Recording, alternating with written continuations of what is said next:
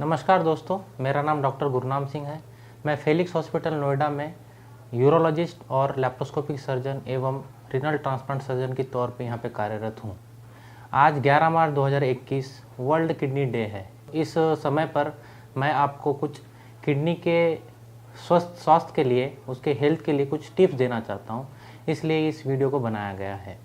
In general जो kidney का health होता है वो कुछ चीज़ों पे डिपेंड होता है, तो वो मैं आपसे शेयर करना चाह रहा हूँ, जिससे कि आपका किडनी का हेल्थ स्वस्थ रहे, ना कि कुछ उसमें खराबी हो और ना ही आपको उससे कुछ प्रॉब्लम हो। तो इसमें सबसे पहले जो आता है कि आपको बहुत ज़रूरी होता है कि एक आपका डाइट जो है वो एक एडुकेट हो, एक संतुलित आहार जिसको कहते हैं वो हो। संतुलित आहार में आपको फ्रूट्स और वेजिटेबल यानी फल और सब्जियों का सेवन करना बहुत अत्यंत आवश्यक है किडनी के माध्यम से, किडनी के स्वास्थ्य के लिए। उसके अलावा आपको दूसरी चीज़ जो करनी है किडनी के स्वास्थ्य के लिए, उसमें आ जाता है आपका रेगुलर एक्सरसाइज, मॉडरेट एक्सरसाइज, जो कि रेगुलर नियमित रूप से हफ्ते में मान के चलिए 4 से 5 दिन के लिए करना आवश्यक है और किडनी के स्वास्थ्य के लिए बहुत अच्छा होता है। उसके अलावा जो कुछ बीमारी होती है, बहुत सारे लोगों में आज जनरल पॉपुलेशन पाया जाता है कि किसी को शुगर की बीमारी है, किसी को बीपी की बीमारी है।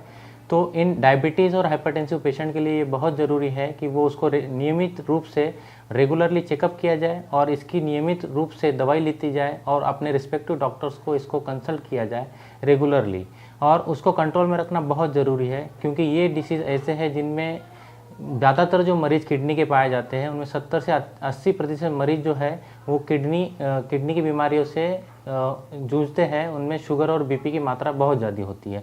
तो ये जो बीमारियां हैं ये बहुत बड़ा कारण बनता है कि किडनी डैमेज करने के लिए, किडनी को ख़राब करने के लिए। तो आपको ये भी चीज़ में ध्यान रखना है कि आपको शुगर और बीपी बहुत कंट्रोल में रखना ज़रूरी है। अब बहुत सारा जनरल पॉपुलेशन में या नॉर्मल लोगों में ये होता है कि बीपी थोड़ा सा बढ़ गया है, थोड़ा कुछ होगा नहीं, ठीक है, चलता रह रहा है, पिछले 5 साल से चल रहा है तो अभी भी कुछ होगा नहीं। बट ये जो बीमारी होती है बीपी और शुगर वाली, ये तुरंत ही उस पर किडनी पे प्रभाव नहीं करती है, थोड़ा सा टाइम लगता है इसमें। लॉन्ग टर्म में ये इसका साइड इफेक्ट आता है किडनी पर, जो कि किडनी परमानेंटली डैमेज करती है, जिसका कि ऑप्शन नहीं होता कि किडनी पूरी तरह रिकवर कर जाए। तो ये बहुत ज़रूरी है जनरल पॉपुलेशन के लिए कि अपना बीपी और शुगर को कंट्रोल रखा जाए।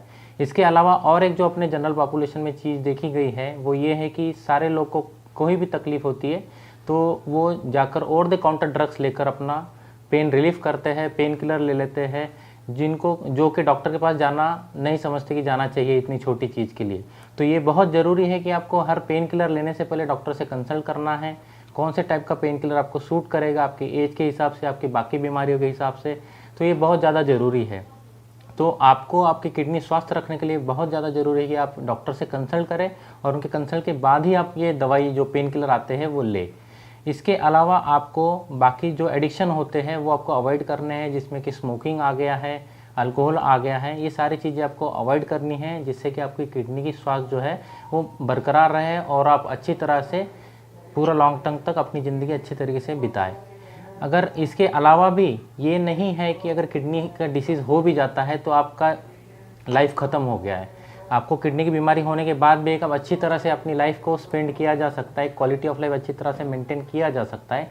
आज की डेट में साइंस के एडवांस से आप उसको ट्रीटमेंट ली जा सकती है, जिसको एंड स्टेज रीनल डिसीज़ कहा जाता है। उसके लिए बहुत सारे ऑप्शन अपने पास अवेलेबल हैं, जिसमें कि सबसे सही ऑप्शन है कि रीनल ट्रांसप्लांट करा सकते हो आप, जिससे कि आपको बाकी चीज़ों से छुटकारा मिल जाएगा। उसके अलावा जो रीनल ट्रांसप्लांट नहीं करा सकते हैं उनमें डायलिसिस करा सकते हैं, जो हॉस्पिटल बेस हो सकता है या फिर आपका होम बेस भी हो सकता है। तो ये कई सारे ऑप्शन होते हैं। और ये भी होता है कि किडनी डैमेज होने पर कितना परसेंट कौन सी स्टेज पर डैमेज हुई है, इस पर भी डिपेंड करता है कि आपको डायलिसिस की ज़रूरत पड़ेगी या ना भी पड़ेगी। उसी स्टेज या उसी क्रिएटिन लेवल पर आपका मेंटेन रहेगा अगर आप नियमित रूप से डॉक्टर को मिलते रहे और उसके लिए स्वस्थ रहे और उसके लिए नियमित रूप से मेडिकेशन लेते रहे। और दोस्तों, आपके आसपास, आप पड़ोस में जहाँ भी आपको लगे कि कोई किडनी का मरीज हो, जिनकी किडनी ख़राब हो, किडनी में पथरी हो, कोई कैंसर का बीमारी हो, जिसको रीनल ट्रांसप्लांट की ज़रूरत हो, तो वो यहाँ पर फेलिक्स हॉस्पिटल में नोएडा में आ सकते हैं। हम उनके लिए हमेशा तत्पर रहेंगे, सेवा में कार्यरत रहेंगे। धन्यवाद।